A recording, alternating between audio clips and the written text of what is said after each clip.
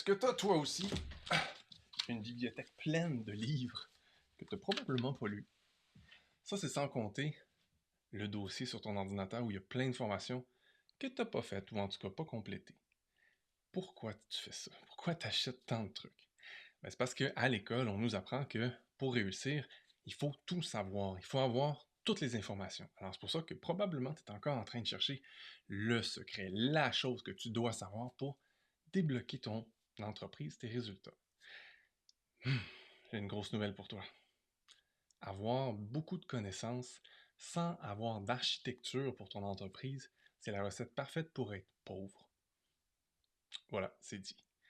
Maintenant, qu'est-ce qu'on fait avec ça? C'est ce que je te raconte aujourd'hui.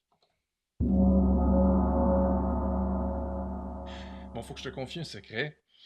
Si j'ai cette pile-là, ça c'est comme une fraction de tous les livres que j'ai, c'est parce que moi aussi j'ai fait ça pendant longtemps. À mes débuts, quand j'ai commencé comme entrepreneur, j'étais thérapeute, donc j'essayais de développer ma première pratique de thérapeute. Et j'avais toujours l'impression que j'en savais pas assez. Il y avait des cas où je réussissais pas, donc j'allais chercher de l'information. Ça c'était bien, ça m'aidait dans mes autres rencontres avec mes prochains clients. Puis là, quand j'ai découvert que, pour avoir plus de clients, il fallait que je sache faire de la vente, faire du marketing, j'ai commencé à faire plein de formations, lire plein de livres là-dessus. Et là, malheureusement, je suis tombé dans le même piège que probablement tu vis déjà. J'avais l'impression que j'en savais jamais assez. Parce que ça marchait pas assez. En réalité, c'était pas ça le problème.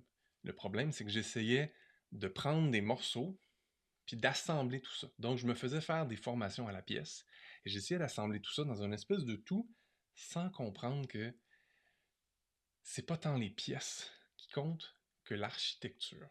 En fait, ce que j'essayais de faire, c'était monter une voiture, mais en allant chercher plein de pièces. Hein, c'est comme si j'avais le gabarit ou la carcasse d'une camionnette. J'allais chercher un moteur de Ferrari, un volant de Formule 1, des pneus de Super Monster Truck. Puis là, j'essayais de faire fitter tout ça ensemble, puis je me demandais pourquoi ça donnait pas de résultat.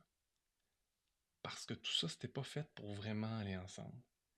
Et c'est ça le problème. Quand on va chercher une formation après une autre, un livre après un autre, on ramasse plein d'informations qui, dans leur propre réalité, ont du sens. Dans le monde de la personne qui l'a écrit ou qui l'enseigne, ça a du sens. Mais si tu vas chercher juste une pièce d'une personne, juste une pièce d'une autre personne, juste une pièce d'une autre personne, et que toi, tu essayes d'assembler ça, tu n'as pas la perspective nécessaire pour réussir à faire en sorte que ton entreprise performe, que tu aies suffisamment de clients, que tu aies suffisamment de revenus et que finalement tu te sens bien là-dedans. Donc, comme toi, probablement, si tu m'écoutes aujourd'hui, j'étais pas tant un entrepreneur qu'un un professionnel qui avait une pratique que je gérais au jour le jour en essayant de mettre en place plein de trucs, mais un peu comme si j'essayais de coller ça avec du duct tape. Ça fonctionnait pas. Donc, toi, dans ton entreprise, qu'est-ce que tu as comme architecture? Peut-être que là, tu t'entends ma question, tu es comme, what? Une architecture pour mon entreprise, je comprends pas.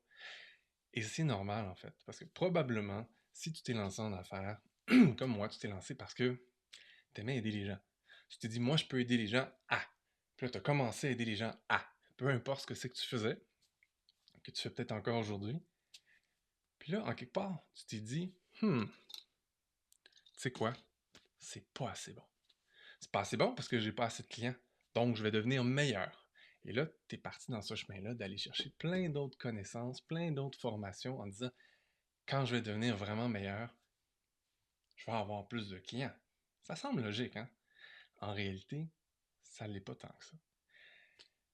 La vérité qui pique un petit peu plus encore, c'est que souvent, moi, ce que je vois dans les gens qui me parlent, qui viennent vers moi, les gens se cachent derrière des formations. Pourquoi?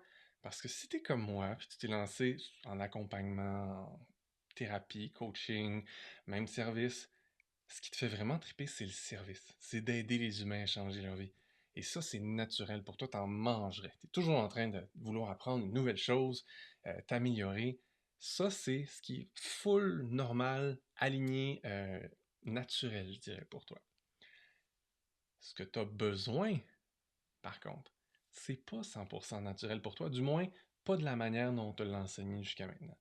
Ce que tu as besoin, c'est d'avoir un système, quelque chose qui va être prévisible, quelque chose que tu vas savoir exactement le matin en te levant, quoi faire, quoi dire, quelle action faire pour attirer le nombre de clients que tu veux. Ça, c'est du marketing et de la vente. Mais probablement que ton esprit est pollué de plein d'images, puis d'histoires, puis d'expériences sur qu'est-ce que tu as vécu comme quand on t'a vendu quelque chose ou quand tu as vu du marketing qui était vraiment pas très honnête et tu as retenu ces choses-là, tu t'es dit, mais je veux pas vraiment faire ça. Alors, intuitivement, tu t'éloignes de ça, tu t'en vas vers ce que tu connais, ce qui te fait du bien, ce qui est naturel pour toi. Ce que j'ai besoin de te dire aujourd'hui, c'est que ben, plus tu essaies d'aller chercher des informations à droite, à gauche, puis de coller ça avec du duct tape, plus tu t'embourbes en fait. Parce que soudainement, ton cerveau, il déborde d'informations, puis là, tu sais plus par où commencer. Puis là, tu es dans une paralysie par l'analyse. Hein, tu dis, bah, je sais plus, j'ai essayé TikTok, j'ai essayé de la pub, j'ai essayé, puis il n'y a rien qui a vraiment marché. Parce que tout ça, c'était des actions. Peut-être que tu as une micro-stratégie, mais tu n'as pas vraiment essayé jusqu'au bout parce que c'était désagréable, tu n'as pas pris le temps de devenir bon là-dedans. Tu as vu un autre bright shiny thing, tu es allé vers une autre formation, tu dis, ah, ça a l'air à marcher vraiment mieux. Et la réalité, c'est qu'en fait, le marketing, la vente, il y a une façon bonne pour toi de la faire qui va être en alignement avec toi, qui va être agréable pour toi. Mais de deux, c'est une compétence. Et comme toutes les compétences, c'est quelque chose qui se développe. Si tu es coach, thérapeute, je suis sûr que la première fois que tu t'es retrouvé dans un bureau seul avec quelqu'un, peut-être dans une de tes formations, tu ne savais pas trop par où commencer, puis tu cherchais, j'ai-tu un script à suivre, j'ai-tu une technique à appliquer étape par étape, y a-tu quelque chose, y a-tu quelqu'un qui va me dire, me souffler quoi dire, je suis pas trop sûr comment je commence ça. Puis là, aujourd'hui, je sais pas ça fait combien de temps que tu accompagnes des gens, mais c'est facile, c'est naturel, tu te poses même pas la question, tu t'assois avec quelqu'un, tu connectes, tu comprends, tu vois ce qu'ils ont besoin, puis tu les accompagnes dans ça. C'est ça ta force, c'est ça le cœur de ce que tu offres. C'est la raison pour laquelle tu es entrepreneur, ou du moins tu veux être entrepreneur. Ben, le marketing, la vente, c'est des actions différentes. Mais pour moi, c'est la même chose en fait. Parce que accompagner des humains hein, dans leur processus, leur développement, leur apporter des services, c'est un peu la même chose que du marketing et de la vente. Parce que ou en fait, le marketing et la vente, c'est un peu la même chose. Parce que pour moi, le marketing, la vente, c'est aider des gens qui ont un problème, qui ont un défi, qui ont une situation, qui veulent la résoudre, qui cherchent une solution. Les aider à mieux comprendre qu'est-ce qu'ils vivent, comprendre leur situation, mieux se comprendre eux-mêmes dans cette situation-là, et comprendre quelles sont les possibilités qui s'offrent à eux pour résoudre cette situation-là, pour atteindre leur objectif, et au final, leur présenter ma solution. Leur présenter pourquoi je crois que ma solution est la bonne pour toi. Et les aider à faire les prises de conscience pour qu'éventuellement ils fassent comme oui, là maintenant je comprends mieux. Je comprends toutes ces autres affaires-là que tu m'as dit qui existaient pour régler mon problème. Je comprends pourquoi elles ne s'appliquent pas à moi, pourquoi je ne serais pas heureux, je ne serais pas bien là-dedans. Et je comprends pourquoi ton approche est la bonne pour moi. Évidemment, moi, dans ma position de vendeur, il faut que je sache avec conviction que c'est la bonne. Je sais que tu es la bonne personne parce que je suis habitué d'accompagner mes clients, je suis habitué à reconnaître mes clients et savoir, oui, tu es une personne que je peux vraiment aider définitivement. Viens, je vais t'aider. Si je te l'offre, c'est parce que je sais que je vais réussir à t'aider. C'est la même chose pour toi. Tu peux en arriver là. Tu peux en arriver à vivre le processus de marketing et de vente, hein, les processus nécessaires dans ton entreprise pour attirer des nouvelles personnes vers toi, et que ce soit juste un processus où tu aides les gens à faire des prises de conscience, à prendre des décisions, à passer à l'action. Ça sonne vraiment comme du coaching. C'est parce que ça en est. Du moins, ça peut en être. Probablement que tu t'es fait vendre des méthodes de marketing et de vente qui sont super agressives, déshumanisantes, euh, je dirais violentes psychologiquement des fois, vraiment. Puis c'est ça que tu as retenu. Mets ça de côté. Dis-toi que si tu veux vraiment que les gens bénéficient de toutes les belles connaissances que tu es allé chercher, toutes les formations, tous les livres, toutes les prises de conscience que tu as fait, tout le cheminement, toute l'expérience et l'expertise que tu peux leur apporter, ben, il faut qu'il y en ait des gens qui viennent vers toi. Et plus il va y avoir des gens qui vont venir vers toi, meilleur tu vas être, tu le sais. Et plus tu vas pouvoir augmenter tes tarifs, et plus ça va être facile pour toi de bien vivre de ton expertise. Ce qui est l'objectif. Là, évidemment, je simplifie. Quand je parle d'une architecture pour ton entreprise, je ne te parle pas juste de marketing et de vente. Le marketing et la vente sont deux aspects importants, deux rouages importants de ton entreprise, mais ce n'est pas les seuls. Il y a aussi comment tu livres tes services. Probablement que en ce moment, si tu es coach, thérapeute, consultant, tu livres tes services à l'heure. Ce qui est la pire façon de faire selon moi, pas parce que tu n'as pas des clients comme ça, tu peux en avoir, c'est juste que pour toi, c'est incroyablement stressant. Incroyablement stressant parce que tu sais jamais, mon client va-tu reprendre d'autres heures? Est-ce qu'il va reprendre d'autres rencontres? Est-ce qu'il va avoir l'impression qu'il a déjà eu sa solution alors que moi, je sais qu'il n'a pas fini? Tu as toutes ces questions-là qui rentrent en considération parce que, en fait, tu échanges ton temps contre de l'argent et tu dépends toujours de la bonne volonté de la personne et de sa capacité à comprendre toute la problématique qu'elle vit et à quel point elle n'est peut-être pas finie finalement, puis qu'elle a besoin de ton aide pour aller jusque-là. Parce que si tu fais ce que tu fais, c'est parce que ça donne du sens à ta vie. C'est satisfaisant pour toi d'amener quelqu'un à régler quelque chose, à atteindre quelque chose. C'est là que tu as ton kick. Oui, tu es content d'être payé, mais entre nous deux, là, c'est là que tu as ton kick. En tout cas, moi, c'est là que je l'ai. Ça sonne bizarre, hein? Le gars qui vend de l'accompagnement business, moi, mon kick, c'est quand mon client fait beaucoup plus d'argent. Peut enfin se payer les vacances dont il rêve, peut enfin s'acheter la maison qu'il souhaite. Ça, c'est mon kick. Oui, je suis bien payé pour le faire, mais mon vrai kick, c'est le changement que j'apporte dans la vie de mes clients. Et si tu m'écoutes, probablement que c'est ça, toi aussi.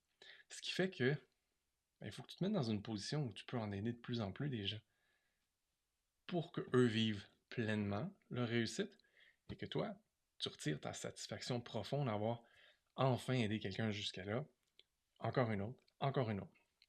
Et pour ça, quand je te parle d'une architecture d'entreprise, ben oui, savoir développer une façon de faire du marketing et de la vente alignée avec toi.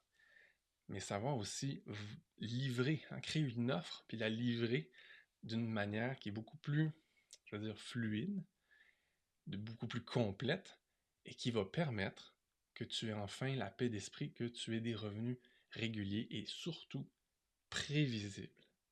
Et c'est ça dont je te parle. Quand je te parle d'une architecture d'entreprise, c'est oui, au cœur de ton entreprise, il y a ce que tu livres comme service concret. Et ça change pas vraiment, en fait. C'est ça l'ironie. Les gens ont toujours l'impression que je veux changer ce qu'ils vendent, ce qu'ils livrent. Non. C'est parce qu'ils n'ont pas compris encore. Quand les gens commencent mon accompagnement, ils font Ah, je fais la même chose. Oui, tu fais la même chose. Tu fais la même chose, mais c'est l'enrobage autour qui fait que soudainement, ça génère plus de revenus. Les revenus sont plus prévisibles. Tu sais exactement quoi faire, quoi dire, quoi créer, quoi mettre en action pour attirer à toi et faire des ventes à des gens qui sont parfaitement alignés avec toi. C'est ça quand je te parle d'une architecture. Et ça, malheureusement, sincèrement, ça se trouve pas encore dans des livres. Ça se trouve dans ma formation, par contre. Mais je dis formation, puis c'est pas une formation, en fait. Ce que j'offre, moi, aux gens, c'est un accompagnement. Un accompagnement pour créer cette architecture-là, cette structure-là autour de leur service pour que soudainement ça devienne fluide, fun, payant, prévisible, pour qu'ils puissent continuer à faire la même chose qu'ils faisaient avant, mais dans un contexte où ils sont plus seulement un professionnel qui se paye beaucoup de formation, ils sont un entrepreneur avec une entreprise. Il y a de la pérennité. Et là, soudainement, il y a la latitude pour que, oui, si tu as envie d'acheter un autre livre, faire une autre formation, oui, tu as le droit. Mais pense pas qu'acheter une formation, qu'acheter un autre livre va être la solution. Surtout si tu y vas petit morceau par petit morceau, stratégie par stratégie, technique par technique, il va toujours te manquer de big picture qui est en fait l'architecture de ton entreprise à toi. Puis ça, il n'y a aucun livre qui peut te l'enseigner. Parce que cette architecture-là, elle dépend de qui tu es. Elle dépend aussi de quel genre de client tu veux servir, de quelle manière tu veux les servir. Donc tout ça, en fait, ça devrait être unique à toi. Et c'est là l'erreur que la plupart des gens font. Il y en a qui se disent, j'ai lu plein de livres, j'ai fait plein de formations, ça n'a pas donné les résultats que je voulais. Il me manque quelque chose. Puis là, ils se mettent à faire, c'est comme quand en PNL, on parle de modelage. Ils regardent des gens qui ont du succès, Correction. Ils regardent la partie visible des gens qui ont du succès, ils essayent de modeler ça.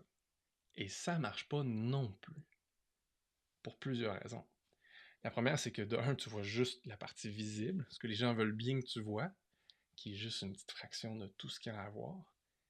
Et de deux, ce qu'ils ont monté comme architecture, parce que s'ils ont du succès, ils ont une architecture en arrière de ça, mais l'architecture, elle est personnalisée à eux, à qui ils sont, à quelle entreprise ils ont envie de développer, dans laquelle ils sont dans leur pleine puissance. Et ça ne se copie pas. Tu peux pas copier la même business que quelqu'un d'autre, ça va jamais marcher. Ça va toujours être une copie cheap de ce que l'autre a fait. Et tu seras pas bien là-dedans, parce que ce sera pas toi. Alors si tu te dis, OK, quel livre je pourrais acheter, quelle formation je pourrais faire, mais en fait, aujourd'hui, je vais vous donner un cadeau. Rien acheté. Je t'ai préparé une masterclass. Dans cette masterclass-là, très courte, 25 minutes, je t'explique beaucoup plus en détail tous les rouage important de cette architecture-là. Et ce qu'il faut que tu regardes, et surtout, ce qu'il faut que tu évites. J'ai appelé ça la fin des revenus en dedans de scie. Alors, si ça te parle, si tu as envie de découvrir ça, le lien est en dessous dans la description de l'épisode. Je t'invite à t'inscrire et à enfin, toi aussi, découvrir ce que ça prend comme architecture pour que tu puisses vraiment bien vivre, que tu sois un vrai entrepreneur, que tu aies la liberté et la possibilité de vivre la vie que tu as envie de vivre, tout en étant super satisfait chaque jour d'aider tes clients à ta manière unique.